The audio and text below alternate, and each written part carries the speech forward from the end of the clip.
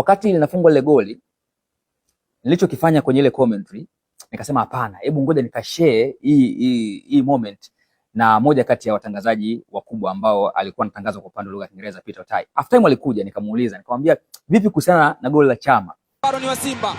Chama kwa Eli Mpanzu anaunyanyua. Chama!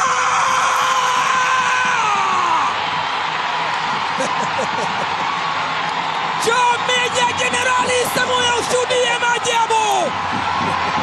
Na ni maajabu yanayotoka kwa aliyezoea kufanya maajabu.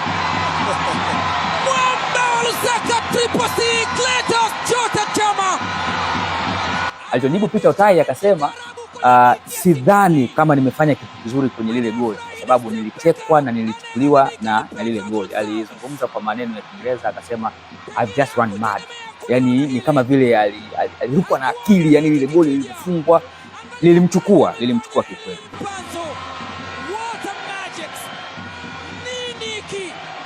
Nini kinatokea? Pasi ya kuchuchumia ya Eli Mpanzu, and what an acrobatic from